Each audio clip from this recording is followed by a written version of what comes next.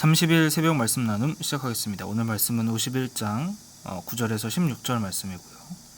오늘 말씀에서 강조되는 부분은 어떤 창조의 전능함, 하나님께서 이 세상을 창조하셨고 그 창조의 힘으로 백성을 구원한다. 그런 어떤 강력한 역사로서 우리를 구원해 가고 계신다 라고 하는 말씀이 바로 오늘 말씀입니다. 그래서 9절부터 10절, 11절부터 13절, 14절부터 15절 이렇게 나눠볼 수 있고요. 그래서 한 줄로 요약한다면 하나님의 권능이 창조에서 나타났던 것처럼 그 권능이 하나님의 백성을 향해서 나타나고 있고, 그래서 살맛 나는 인생, 슬픔과 탄식에서 즐거움과 기쁨으로 오래오래 살고, 그리고 먹을 것이 부족하지 아니한 오늘 본문에서 나타나는 그런 표현들로 정말 요한복음 10장 10절에서 나타나는 것처럼 예수님이 오신 것은 생명을 주게 하고 그것을 더 얻게 하려 함이라 라고 했던 것처럼 더 풍성한 삶을 위한 하나님의 창조의 사역이 잘 드러납니다. 9절부터 10절에서 보면은 이제 여기서 라합과 용이 나오거든요. 라합은 이집트를 말하고요. 그래서 우리 저번에 얘기했던 것처럼 이 이집트의 상향성 사회, 소수만이 권력과 힘과 명예를 누리는 사회, 그리고 그것이 종교적으로 뒷받침되면서 대다수는 노예로 사는 게 아주 정당한 사회, 어떤 그런 사회 속에서 하나님께서 출애굽하게 하셨고요. 또 이 용을 찌르시던 바로 그 팔이라고 하는 것은 탄닌이라는 히브리어인데 욥기 40장 41장에 나오는 그 베헤못, 리워야단 이런 것들을 이야기하고, 그래서 이 용은 창조 질서를 무효화하는 괴력을 가진 괴수다라고 이야기를 합니다.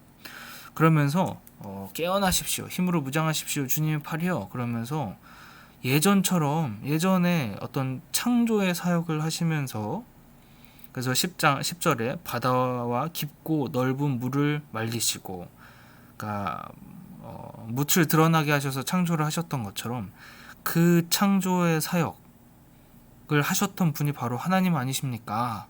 라고 이야기를 하면서 그 사역의 방향이 11절부터 13절 기뻐하며 시온에 이를 것입니다.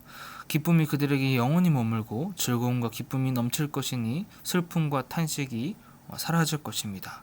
라고 하면서 하나님의 창조의 사역이 일어날 때, 그럴 때에 우리가 더 건강해지고 사랑할 수 있게 되고 그 사랑으로 말미암아 즐거움과 기쁨이 넘치게 된다라고 이야기를 합니다.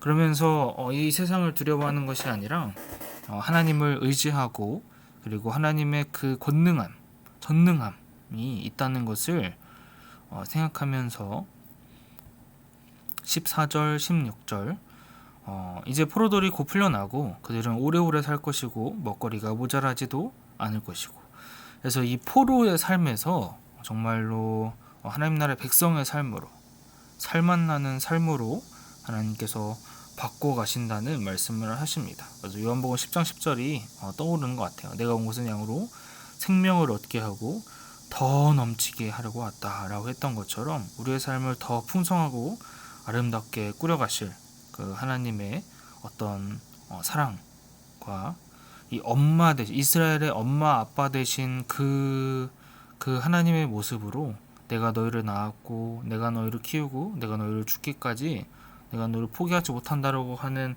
이전 이사야서의 말씀처럼 그 하나님께서 전능하신 하나님께서 이스라엘을 그렇게 돌보고 있는다는, 하나님의 백성을 돌본다는 것을 볼 수 있습니다. 그래서 오늘 말씀을 적용해 보면 우리를 정말로 힘들게 하고 무력하게 하는 그 사회의 모습, 에베소서에서 보면은 세상 풍조라고 나오죠. 그래서 그 세상 풍조 플러스 어떤 우리가 하나님의 말씀을 지키지 못하게 하는 어떤 이기심, 그런 것들을 훌훌 털어버리고, 그래서 그런 것들 때문에 나타나는 깨어짐, 이런 부분들을 성장시키고 이끄셔서 그래서 우리가 하나님 나라의 맛을 볼 수 있도록 하시는 그 구원이 우리에게 임한다는 것이 바로 오늘 말씀인 것 같습니다. 그래서 좀 구체적으로 적용을 하면요, 성도의 세우심 속에서 건강한 사랑을 맛보고 있는지, 그러니까 어떤 그 조건적인 사랑이 아니라 정말로 그 존재 자체를 사랑하는 그 사랑을 맛보고 있고, 그리고 그것을 연마해가고 있고 배워가고 있는지.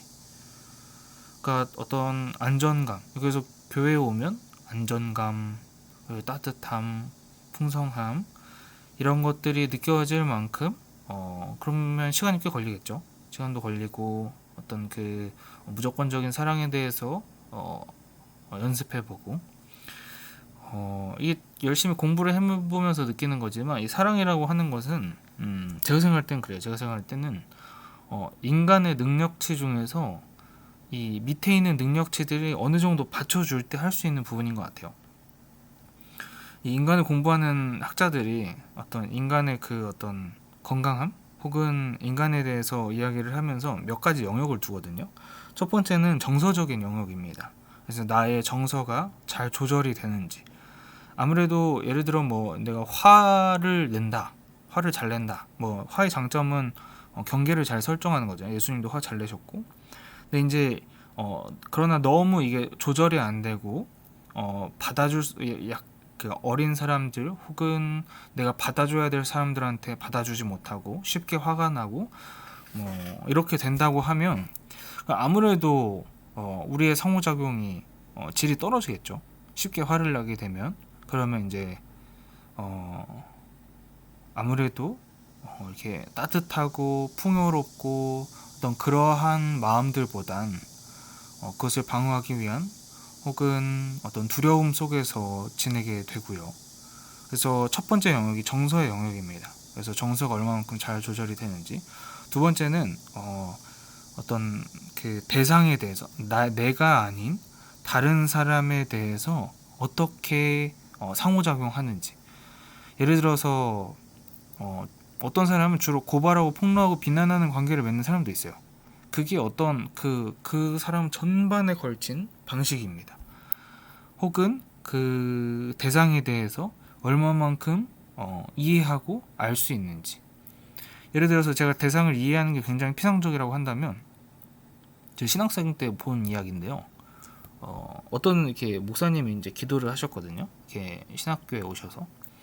근데 이제 그 기도를 듣고 이게 그 신학생은 막 한참 이제 또 공부를 할 시기잖아요.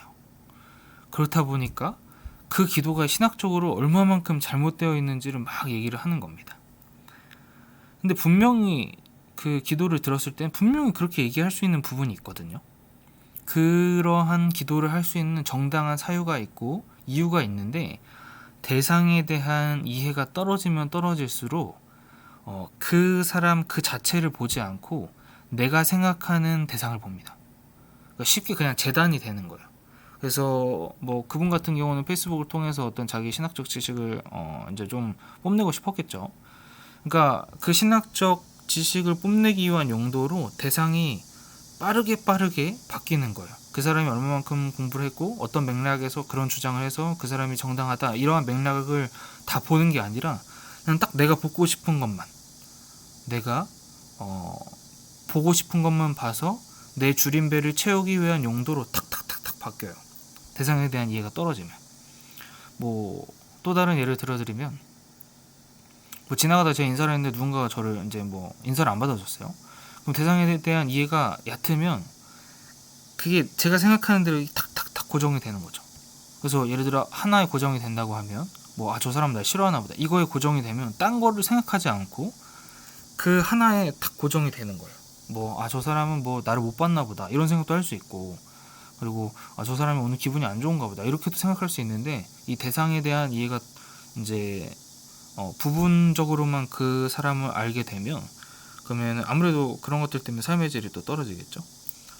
또 다른 부분은 어떤 자기 안에 있는 방어들, 그리고 여타 한 8가지, 한 6가지 정도가 있어요. 그래서 그런 부분들이 어느 정도 받쳐줄 때, 사실은 이제 저희가 에베소서를 통해서도 볼 거고 빌립보서들을 통해서도 보는 그 너희는 그리스도의 마음을 본받아야 된다라고 하면서 하는 그 그리스도의 마음, 그는 하나님이시지만 동등됨을 취할 것을 여기지 않고 인간이 되셔서 낮아진 그 모습들을 하려면 제가 볼 때는 심력이 많이 커야 되거든요. 그리고 건강한 사랑을 받아야 됩니다. 그리고 그 사람들이 또 건강한 사랑을 만들어낼 수도 있고요. 그래서 이게 엄청 전문적으로 따지면 진짜 전문적인 것 같아요. 그리고 그게 됨으로써 많은 사람들이 느끼지만, 제가 뭐 가장 간증을 하는 사람들 중에 하나지만, 이 그리스도를 닮아감으로써 느낄 수 있는 그 아주 풍부한 삶의 질, 제가 전에는 이 그리스도의 사랑을 몰라서 힘들었죠. 근데 이제 배우고 연마해 가고 하면 할수록 내가 깨어진 세상을 살면서 내가 고생하고 힘들었던 부분이 하나님 탓이 아니라 사실은 이 깨어진 세상에 내가 잘못된 걸 배웠었구나, 어떤 이런 것들을 느끼면서 이제 공부를 많이 했었었는데, 근데 그런 것들처럼 우리가 이 건강한 사랑을 진짜 배워가고, 또 어떤 이론적인 배움뿐만이 아니라 내 삶에서 그걸 이제 적용해가고 있는지, 이런 부분들이 교회 안에서 있어야 될 것 같아요. 그래야 어떤 그 구원하시는 하나님의 구원을 우리가 좀 맛볼 수 있지 않을까, 그렇게 생각해 봅니다. 그래서 오늘 하루도 정말로 그 은혜의 사회 속에서 무조건적인 사랑을 우리에게 주고 계신 그 사랑을 연마하면서 정말로 우리가 성장하기 위해 점점 노력하고, 또 그리스도의 장성한 분량에 이르기 위해 노력해가는 오늘 하루가 되셨으면 좋겠습니다.